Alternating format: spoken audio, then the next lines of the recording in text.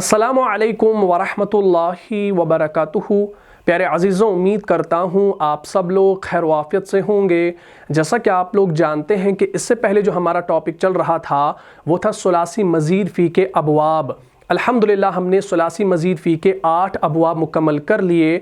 मुझे उम्मीद है आपने उन तमाम अबवाब को अच्छे तरीके से समझ लिया होगा, अपनी कॉपी पर नोट भी किया होगा और कुरान के अंदर मिसालों को भी देख लिया होगा। आज जो हम टॉपिक शुरू करने वाले हैं वो टॉपिक जो है वो अरबी ग्रामर के अंदर बहुत बड़ी अहमियत रखता है, और उस टॉपिक को समझने के बाद इंशाअल्लाह आप कुरान करीम का बहुत सारा हिस्सा जो है कवर कर पाएंगे, बहुत सारा हिस्सा इंशाअल्लाह समझ पाएंगे।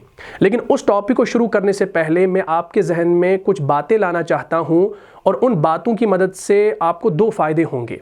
एक तो ये फ़ायदा होगा कि आप पूरा टॉपिक आसानी से समझ पाएंगे, और दूसरा फ़ायदा ये होगा कि आप कॉन्फिडेंट होकर कोई भी लफ्ज़ अरबी का बोल पाएंगे। यानी आपके जहन में वो शक नहीं रहेगा कि मैंने जो ये लफ्ज़ बोला इसके आखिर में ज़बर आएगा या नहीं आएगा, इसके आखिर में सुकून आएगी या नहीं आएगी, तो आपके जहन में वो शक नहीं रहेगा इंशाअल्लाह। तो उन बातों को आपने समझना है, अपनी कॉपी पर नोट करना है। यानी मान लो कि वो थ्योरी है, अगर आप थ्योरी को पहले पढ़ लेंगे, समझ लेंगे, उसके बाद प्रैक्टिकल करना आसान होगा। यानी अरबी को समझना, बोलना आसान होगा, कुरान का माना समझना आसान होगा। तो उन बातों को इंशाल्लाह आपने अपनी कॉपी पर नोट करना है और थोड़ा सा ध्यान देकर आपने उनको समझना है। आपको मालूम होगा कि जब हमने अरबी ग्रामर की शुरुआत की थी, हमने इसम से शुरुआत की थी, यानी हमने सबसे पहले नाउन को लिया था। आपको मालूम है कि इससे पहले आपने पढ़ा है कि इसम के हवाले से हमने इसम के 3 एराबी हालतें पढ़ी थी। यानी इसम की 3 एराबी हालतें होती हैं, एक तो हालत रफ़ा, दूसरा हालत नसब और तीसरा हालत जर। ठीक है जी, मैं यहाँ पर इसको लिख देता हूँ, इंशाअल्लाह इसको आपने समझना है। हमने इसम के हवाले से 3 एराबी हालतें पढ़ी थी। सबसे पहला हालत रफ़ा, और दूसरी हालत क्या थी, हालत नसब, और तीसरी हालत थी हालत जर। क्लियर हो गया? ये सारी बातें आपको मालूम है। हमने इसम के हवाले से इसम की 3 एराबी हालतें, हालत रफ़ा, हालत नसब और हालत जर पढ़ी हैं, अल्हम्दुलिल्लाह।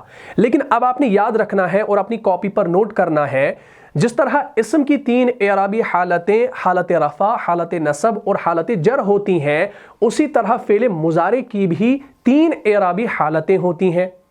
अब ये पॉइंट बड़ा इंपॉर्टेंट है, इसको समझने की कोशिश कीजिएगा। अगर आप इस पॉइंट को समझ पाएंगे तो इंशाअल्लाह ये टॉपिक समझना बहुत ही ज़्यादा आसान होगा। जिस तरह इसम की 3 एराबी हालतें होती हैं, उसी तरह फ़ेल मुज़ारे की भी 3 एराबी हालतें होती हैं। तो यहाँ पर मैं लिख देता हूँ फ़ेल मुज़ारे। ठीक, आपके जहन में एक सवाल आ रहा होगा, लेकिन उस सवाल का जवाब मैं इंशाल्लाह अभी आपको दूंगा। ठीक है जी, तो हमने कहा कि जिस तरह इसम की 3 एराबी हालतें होती हैं, उसी तरह फ़ेल मुज़ारे की भी 3 एराबी हालतें होती हैं। अच्छा, उन्हें क्या कहते हैं? सेम हम यहाँ पर लिखेंगे हालत रफ़ा, और दूसरी हालत हालत नसब, और तीसरी जो हालत है उसको मैं यहाँ पर वाइट पेन से लिख देता हूँ। मैं यहाँ पर लिखूँगा हालत जज़्म। गौर कीजिएगा, मैंने यहाँ पर क्या लिखा? हालत जज़्म लिखा। अब आप खुद ब खुद फ़र्क कर सकते हैं। इसम की 3 हालतें आपने पढ़ी हैं, हालत रफ़ा, हालत नसब और हालत जर, ठीक है ना, नाउन्स वाली क्लास में। लेकिन अब आपने आज की क्लास में जाना कि फ़ेल मुज़ारे की भी 3 हालतें होती हैं, हालत रफ़ा, हालत नसब और हालत जज़्म। अब इस फ़र्क को आपने समझना है। ये छोटा सा फ़र्क है, लेकिन इसको समझना है।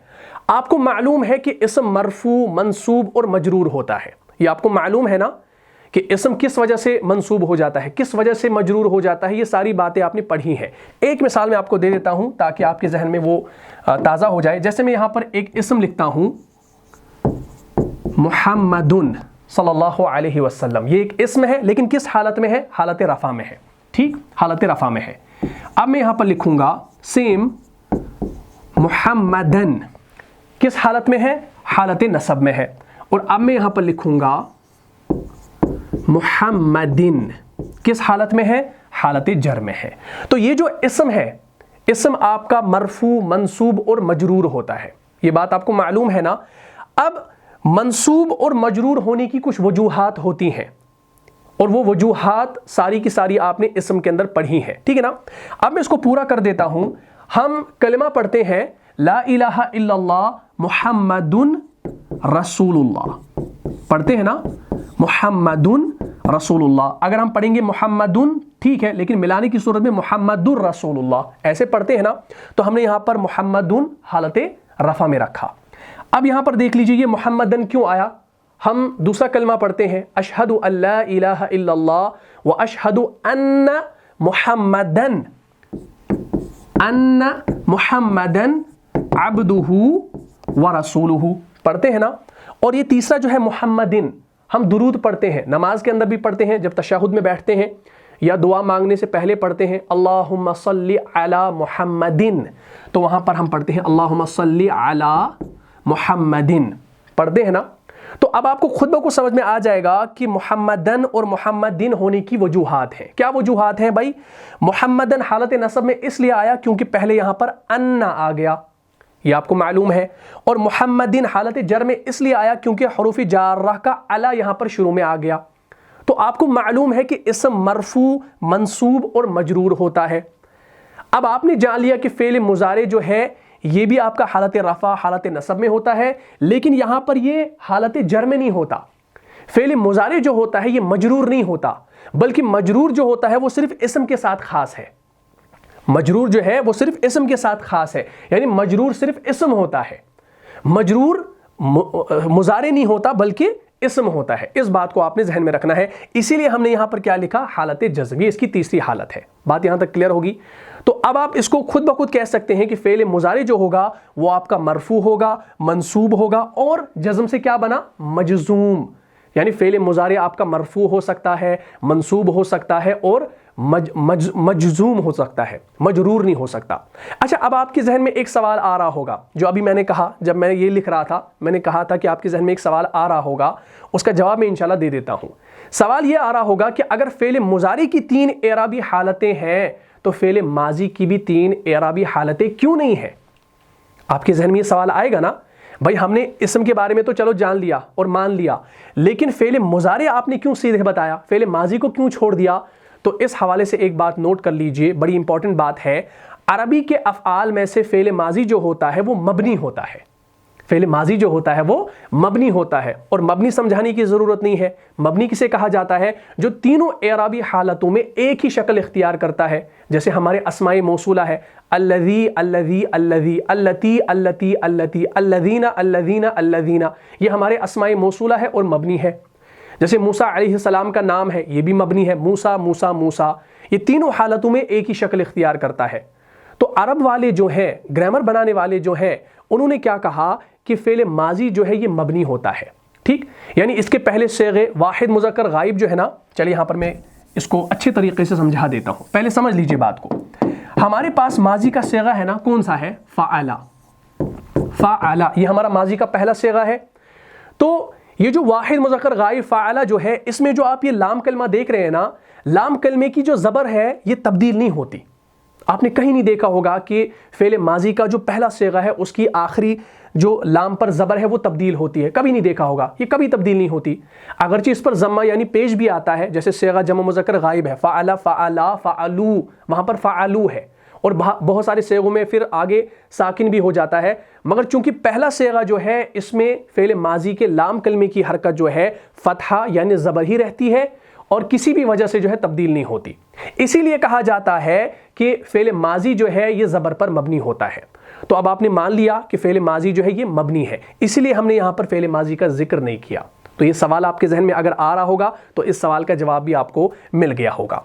तो उसके बरक्स जो है, फेल माजी के बरक्स अगर आप देखेंगे, फेल मुजारे जो है ये मोरब है। मोरब समझते हैं ना, एक होता है मुनसरिफ, एक होता है मोरब, और एक होता है मबनी। अब मबनी जो है वो आपका कौन सा है भाई? फेल माजी है। और मोरब किसे कहा जाता है? मोरब कहते हैं यानी जिस पर एराब आता है, जिस पर एराब आता है उसे मोरब कहा जाता है। यानी इसके पहले सेगे को अगर आप देखेंगे ना, चले भाई अब आप इसकी वजह देख लीजिए। फेल मुजारी इसकी क्यों 3 हालतें होती हैं? इसका पहला सेगा है यफ़अलू, यफ़अलू है भाई, ये आपने पढ़ा है ना। इसका पहला सेगा जो है ये यफ़अलू है। अब यफ़अलू जो है ना, इसमें तब्दीली जो है वो वाक़ई हो सकती है, इसमें तब्दीली हो सकती है। इसके लाम कलमे पर अगर आप देखेंगे ना, अमूमन इसके ऊपर पेश होता है। ठीक, لیکن بعض صورتوں میں ضمہ کے بجائے یعنی پیش کے بجائے جو ہے اس پر زبر بھی آ سکتی ہے اور بعض صورتوں میں جو ہے اس کے اوپر علامت سکون یعنی جزم بھی لگ سکتی ہے. یعنی مضارع کا جو پہلا صیغہ ہے وہ یفعل سے کیا بنے گا؟ وہ یفعل سے یفعل بھی بنے گا اور یفعل سے یفعل بھی بنے گا. یفعل بھی بنے گا. یہ ہوتے ہیں مضارع کے تغیرات، تبدیلیاں جو آپ قرآن اور حدیث کے اندر دیکھتے ہیں. اس بات کو سمجھنا. ٹھیک ہے جی.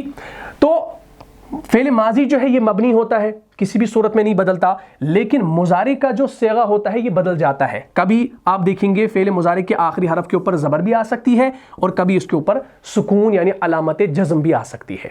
بات یہاں تک کلیئر ہوگی؟ تو اسی لیے کہا جاتا ہے کہ فعل مضارع جو ہے یہ معرب ہے. بات یہاں تک کلیئر ہوگی؟ اچھا اب ایک اور پوائنٹ کی طرف چلیے. جس طرح اسم کی 3 اعرابی حالتیں حالت رفع، نصب اور جر ہوتی ہیں، اسی طرح فعل مضارع کی بھی 3 اعرابی حالتیں ہوتی ہیں. ان کو ہم رفع، نصب اور جزم کہتے ہیں. اس کا بڑا خیال رکھیے گا. ٹھیک. فعل مضارع جب حالت رفع میں ہو تو ہم اسے کیا نام دیں گے؟ ہم اسے کہیں گے یہ فعل مضارع مرفوع ہے. یہ فعل مضارع مرفوع کہلائے گا. ٹھیک. اور اسی طرح نصب کی حالت میں ہو تو مضارع منصوب کہلاتا ہے اور جزم کی صورت میں ہو تو فعل مضارع مجزوم کہلاتا ہے. اب آپ یہ پڑھ چکے ہیں کہ کسی عبارت میں کسی اسم کے مرفوع یا منصوب ہونے کی یا مجرور ہونے کی کچھ وجوہات ہوتی ہیں. جیسا کہ ابھی میں نے کہا لا الہ الا اللہ محمد رسول اللہ، تو محمد حالت رفع. اسم آپ کا حالت رفع میں کیوں آتا ہے یہ آپ کو معلوم ہے. اس کے بعد اشہد ان محمدن عبدہ ورسولہ، اور اسم یہاں پر حالت نصب میں ہے. کیوں ہے بھائی؟ اس کی وجہ آپ کو معلوم ہے. ٹھیک. یعنی اسم کا مرفوع ہونا، منصوب ہونا یا مجرور ہونا یہ وجوہات آپ کو معلوم ہے. ٹھیک ہے جی. لیکن اب آپ اس بات کو نوٹ کر لیجئے کہ فعل مضارع میں نصب اور جزم کی تو کچھ وجوہات ہوتی ہیں مگر فعل مضارع میں رفع کی کوئی وجہ نہیں ہوتی. بات کو سمجھنا. فعل مضارع میں حالت نصب اور حالت جزم کی وجہ ہوتی ہے لیکن فعل مضارع میں حالت رفع کی کوئی وجہ نہیں ہوتی. ہم زیادہ سے زیادہ یہ کہہ سکتے ہیں کہ جب نصب یا جزم کی کوئی وجہ نہ ہو تو مضارع مرفوع ہوتا ہے، یا ہم دوسرے الفاظ میں یہ کہہ سکتے ہیں کہ جب فعل مضارع اپنی اصلی حالت میں ہو، جیسا کہ آپ گردان پڑھ چکے ہیں، یاد کر چکے ہیں، تو وہ مرفوع کہلاتا ہے. اگر آپ سے کوئی کہے بھائی فعل مضارع کی مرفوع گردان سناؤ تو آپ کو آ جائے گی بھائی، کیونکہ آپ نے پڑھا ہے نا. اس سے پہلے جو بھی گردان آپ نے بنائی ہے مضارع کی گردان میں کہہ رہا ہوں، وہ آپ کی حالت رفع والی گردان ہے. میں آپ کو فعل دوں جیسے کتبہ کا کیا آئے گا مضارع؟ یکتبو. اور اس کی پہچان کیا ہے؟ اس کی پہچان ہے کہ پہلا صیغہ جو ہوگا اس کے آخری حرف کے اوپر آپ کو پیش ملے گا. جب آخری حرف پر پیش ملے گا تو سمجھ لینا یہ آپ کی حالت رفع والی گردان ہے. کون سی گردان ہے؟ جیسے کتبہ یکتبو، جلس یجلسو، آخری حرف کے اوپر پیش آئے گا. نصر ینصرو، ٹھیک. شرب یشربو، آ گیا نا. حسب یحسبو، حسب یحسبو، تو آخری حرف کے اوپر پیش آ رہا ہے. تو جس کے آخری حرف کے اوپر پیش آ رہا ہے یہ آپ کی کون سی گردان ہے بھائی؟ یہ آپ کی مرفوع گردان ہے، حالت رفع والی گردان ہے. بات یہاں تک کلیئر ہوگی؟ تو یہ ساری چیزیں آپ کو پہلے سمجھنی تھیں، تب جا کے یہ ٹاپک سمجھ میں آ جائے گا. اچھا اب آپ کو سمجھ میں آ گیا کہ حالت رفع آپ نے پہلے پڑھی ہے، لیکن اب ہم نے بات کرنی ہے حالت نصب اور حالت جزم کی، کہ مضارع جو ہے یہ حالت نصب میں کب آتا ہے اور حالت جزم میں کب آتا ہے. یہ ہمیں جاننا ہے کہ مضارع جو ہے یہ منصوب کب ہوتا ہے اور مجزوم کب ہو جاتا ہے، کس وجہ کی بنیاد پر یہ ہو جاتا ہے، یہ ہم نے جاننا ہے. تو چلیے بھائی اس کو آپ نے سمجھ لیا. اب میں اس کو مٹا دیتا ہوں. اب ہم نے یہاں پر ایک امپورٹنٹ پوائنٹ شروع کرنا ہے اور یہی ہمارا ٹاپک بھی ہے. اب ہمارا اصل ٹاپک شروع ہو رہا ہے. اس سے پہلے جو چیز میں آپ کو بتا رہا تھا یہ آپ کی نالج کے لیے تھا تاکہ اب آپ کو ٹاپک سمجھنا آسان ہو جائے. تو اب آپ اس کو نوٹ کر لیجئے. فعل مضارع جو ہوتا ہے یہ 2 طرح کا ہوتا ہے. کتنی طرح کا؟ یہ 2 طرح کا ہوتا ہے. ایک جسے کہا جاتا ہے مضارع خفیف اور دوسرا ہوتا ہے مضارع اخف. کیا؟ اخف. یہ 2 طرح کا آپ کو ملے گا عربی گرامر کے اندر. ایک مضارع خفیف اور دوسرا مضارع اخف. آج ہم نے پہلے جو ہے مضارع خفیف کو شروع کرنا ہے، یا تو آج والی کلاس سے شروع کریں گے انشاءاللہ یا کل والی کلاس سے، پھر ہم نے مضارع اخف کو شروع کرنا ہے. ٹھیک ہے نا. پہلے ہم ایک کو لیں گے، لیکن پہلے ان دونوں کو میں بتا دیتا ہوں یہ دونوں ہیں کیا. اب جب آپ کا فعل مضارع خفیف ہوگا، یعنی جب آپ فعل مضارع خفیف کو پڑھیں گے تو اسے فعل مضارع منصوب کہا جائے گا. تو ہم دوسرے لفظوں میں یہاں پر لکھ سکتے ہیں فعل مضارع خفیف جو ہوتا ہے یہ آپ کا مضارع منصوب ہوتا ہے، یعنی یہ حالت نصب والا ہوگا، ٹھیک. اور فعل مضارع اخف جو ہوتا ہے جب آپ اس کو پڑھیں گے تو یہ آپ کا ہو گیا فعل مضارع مجزوم. اور مجزوم کیا کسے کہا جاتا ہے؟ جزم والا. بات کلیئر ہوگی؟ تو اس کو آپ نے یاد رکھنا ہے. تو فعل مضارع جب خفیف ہوتا ہے تو گردان میں کچھ تغیرات ہوتے ہیں. اب گردان ویسی کی ویسی تو نہیں رہے گی نا، کیونکہ رفع والی گردان جو ہے وہ آپ کو معلوم ہے، لیکن جب آپ مضارع خفیف پڑھیں گے تو گردان میں کچھ تبدیلیاں ہوں گی، کچھ تغیرات ہوں گے. ان تغیرات کو آپ نے نوٹ کر لینا ہے اور انشاءاللہ اس کی پریکٹس کیجئے گا. کل ہم انشاءاللہ مزید اس کو آگے لے کر چلیں گے. پہلے میں یہاں پر وہ گردان لکھ دیتا ہوں جو آپ کو سمپل یاد ہے، جیسے یفعلو، تفعلو، تفعلو، افعلو، نفعلو. میں گردان کیسے لکھ رہا ہوں اس کو سمجھ لیجئے گا. میں الگ الگ پین سے اس کو لکھوں گا تاکہ آپ اس کو سمجھیں گے. آپ نے پیش والے الگ رکھنے ہیں اور آنی، اونا اور اینا ساؤنڈ والے الگ رکھنے ہیں اور نون ضمیر والے الگ رکھنے ہیں، ٹھیک ہے نا. یفعلو، یفعلانی، تفعلانی، تفعلانی. اور اس کے بعد یہاں پر ہم لکھیں گے یفعلون، تفعلون، ٹھیک. اس کو تھوڑا سا ہم چھوٹا کر کے نیچے کر لیں گے اور ہم نے ایک اور صیغہ لکھنا ہے. کون سا والا؟ تفعلین، تفعلانی. بات کلیئر ہوگی؟ اور دو صیغے ہمارے رہ جاتے ہیں، وہ ہے یفعلنا، تفعلنا. پہلے آپ اس گردان کا اسکرین شاٹ اٹھا لیجئے، جلدی سے اس کا اسکرین شاٹ اٹھا لیجئے، پھر انشاءاللہ آپ کو بات سمجھ میں آ جائے گی، ٹھیک. اب آپ غور کیجئے، میں نے یہاں پر یہ جو گردان لکھی ہے نا، یہ آپ کو الگ سے یاد کرنے کی ضرورت نہیں ہے بھائی، یہ وہی گردان ہے جو ہم نے پڑھی ہے. یفعلو، یفعلانی، یفعلون، تفعلو، تفعلانی، یفعلنا، تفعلو، تفعلانی، تفعلون، تفعلین، تفعلانی، تفعلنا، افعلو، نفعلو. یہ وہی گردان ہے، کوئی تبدیلی نہیں ہے. آپ کو لگ رہا ہے کہ میں نے الگ الگ اس کو لکھا، تبدیلی ہے؟ تبدیلی نہیں ہے. ابھی یہ آپ کی حالت رفع والی مرفوع گردان ہے جو آپ نے یاد کی ہے پہلے بھی. لیکن میں نے یہاں پر کیا کیا، میں نے یہاں پر ان کو الگ الگ رنگ سے لکھا، الگ الگ کلر سے لکھا. یہ جو پیش والے ہیں ان کو میں نے وائٹ کلر میں رکھا، اور آنی، اونا اور اینا ساؤنڈ والے جو آپ کے صیغے ہیں ان کو میں نے الگ کلر میں لکھا. اور آپ کا یہ جو نون ضمیر والے جو دو صیغے بچ جاتے ہیں مؤنث غائب اور حاضر کے، یہ میں نے الگ سے کلر میں لکھے، کیونکہ تبدیلیاں ان تین پر ہوگی نا، وہ ہم انشاءاللہ جاننے والے ہیں. تو یہ جو آپ کی گردان ہے جو آپ نے پہلے یاد کی ہے، یہ آپ کی مرفوع گردان ہے. کیا ہے بھائی؟ یہ آپ کی مرفوع گردان ہے. تو ابھی میں نے آپ سے کہا کہ فعل مضارع جب خفیف ہوتا ہے تو گردان میں کچھ تغیرات ہوتے ہیں، یعنی یہ آپ کی حالت رفع والی گردان ہے. اب آپ کو حالت نصب والی گردان بنانی ہے. آپ حالت نصب والی گردان تو بنائیں گے، لیکن وہ جو گردان ہوگی، وہ نصب والی جو گردان ہوگی، اس میں کچھ تغیرات ہوں گے، کچھ تبدیلیاں ہوں گی. ان تبدیلیوں کو ہم نے جاننا ہے. سمپل یہاں پر میں وہ تبدیلیاں لکھ دیتا ہوں، انشاءاللہ اس کی مدد سے جو ہے آپ آسانی سے سمجھ پائیں گے. اس کو نوٹ کیجئے گا، یہ تبدیلیاں ہیں. تبدیلیاں کیا ہے؟ سب سے پہلے مضارع کے جن صیغوں پر رفع ہے وہ نصب میں بدل جاتا ہے. مضارع کے جن صیغوں میں رفع ہے وہ نصب میں بدل جاتا ہے. پہلی چینج ہے، ٹھیک. اس کے بعد دوسری چینج، پہلی چینج ہے اور دوسری چینج کیا ہے؟ جن 7 صیغوں کے آخر میں نون اعرابی ہیں وہ گر جاتے ہیں، یعنی وہ ڈراپ ہو جاتے ہیں، وہ گر جاتے ہیں، ٹھیک.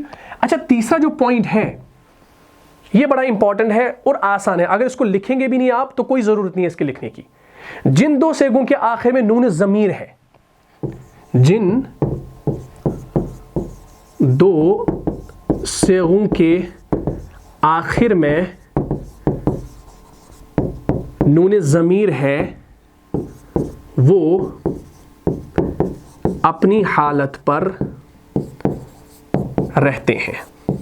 ठीक, इसीलिए मैंने कहा कि इस तीसरे पॉइंट को लिखने की जरूरत नहीं है, लेकिन आप अपनी नॉलेज के लिए इसको याद कर सकते हैं। बस इन 3 पॉइंट्स को आपने अप्लाई करना है किस गर्दान पे? जो गर्दान आपने याद की है, जो भी गर्दान आपने याद की है। इससे पहले सारी की सारी गर्दानें जो याद की हैं मुजारे की, वो सारी की सारी मरफू हैं।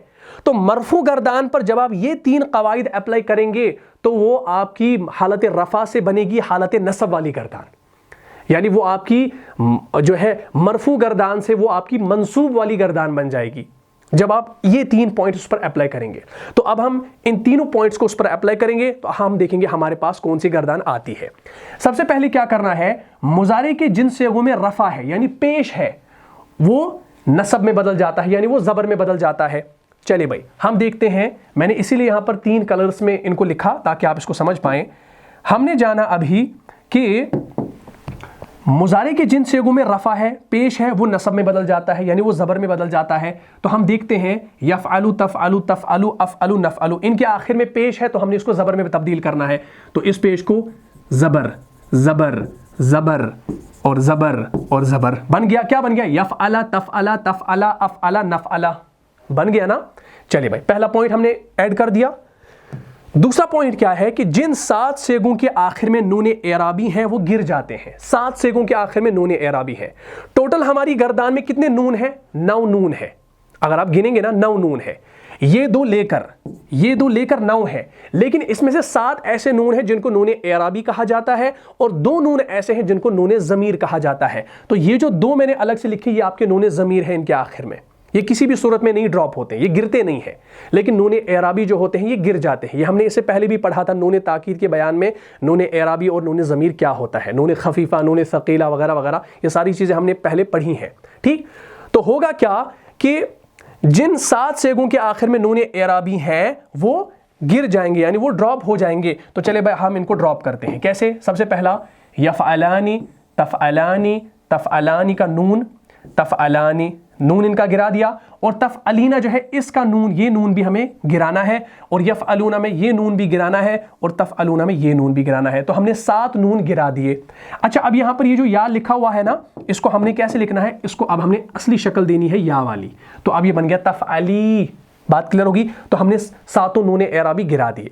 और तीसरा पॉइंट मैंने आपको बताया था, अगर आप इसको लिखेंगे तो कोई हर्ज नहीं है, नहीं लिखेंगे ज़रूरत नहीं है, क्योंकि ये बदलता नहीं है। जिन 2 सेगों के आखिर में नून ज़मीर है वो अपनी हालत पर बाकी रहता है। तो ये 2 जो सेगे आप देखें गर्दान में, इनके साथ कोई टच हमें करना ही नहीं है, ये ऐसे के ऐसे ही लिखे जाएंगे। तो चेंज हमने की सिर्फ इन 5 सेगों पर और इन 7 सेगों पर।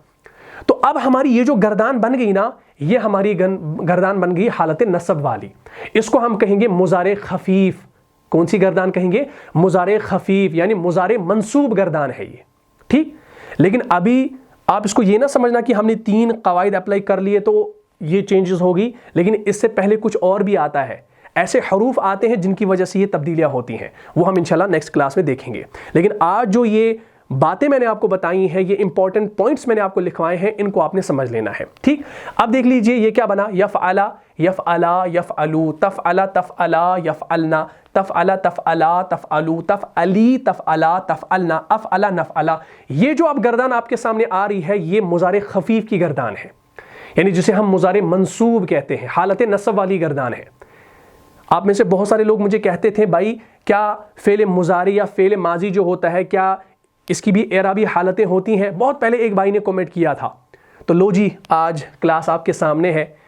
जिस भाई ने वो सवाल किया था, मैंने उसको कहा था कि इंशाल्लाह ये वक्त आने पर आपको पता चल जाएगा, लेकिन इतना मैंने उनको जवाब दे दिया था कि फ़ेल माजी हो या मुजारे हो, माजी जो होता है ये आपका मबनी होता है, लेकिन मुजारे जो होता है वो मुअर्रब होता है, उसकी भी एराबी हालतें होती हैं।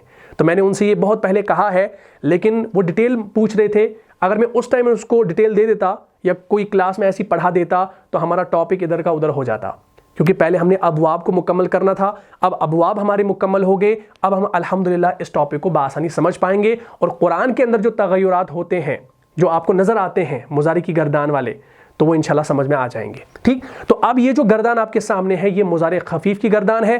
तो हमने यहाँ पर जो ये 2 चीज़ें जानी, फ़ेल मुजारे 2 तरह का होता है, मुजारे खफीफ, मुजारे अखफ। तो हम सबसे पहले मुजारे खफीफ को इंशाल्लाह اسٹڈی کریں گے، اس کے بعد مضارع اخف کی طرف آئیں گے جو ہمارا مضارع مجزوم ہوگا۔ پہلے ہم مضارع منصوب کو پڑھ رہے ہیں اور یہ آپ کی مضارع منصوب والی گردان ہے۔ اس کو انشاءاللہ آپ اپنی کاپی پر نوٹ کر لیجئے اور ان 3 پوائنٹس کو بھی نوٹ کر لیجئے اچھے طریقے سے۔ سب سے پہلے اس کا اسکرین شاٹ اٹھا لیجئے تاکہ آپ کو آسانی ہو، جلدی سے اس کا اسکرین شاٹ اٹھا لیجئے۔ اٹھا لیا ہوگا؟ چلیے، تو یہ 3 پوائنٹس آپ ایڈ کریں گے تو آپ کی مضارع منصوب والی گردان بن جائے گی۔ لیکن اب اتنا نہ سمجھنا کہ یہ ٹاپک ہمارا یہاں پر فنش ہو گیا، نہیں، اب ہم نے یہ جاننا ہے کہ مضارع خفیف ہوتا کیوں ہے۔ بھائی ہماری اچھی بلی گردان تھی نا، یفعلو یفعلان یفعلون تفعلو تفعلان یفعلن تفعلو تفعلان تفعلون تفعلین تفعلان تفعلن افعلو نفعلو، ہماری اچھی بلی مرفوع گردان تھی نا، تو اس کو منصوب بنانے کی ضرورت کیا پڑی؟ یاد کرو، جیسے میں نے ابھی کہا، اسم آپ کا حالت نصب اور حالت جر میں کیوں جاتا ہے، اس کی کچھ وجوہات ہوتی ہیں۔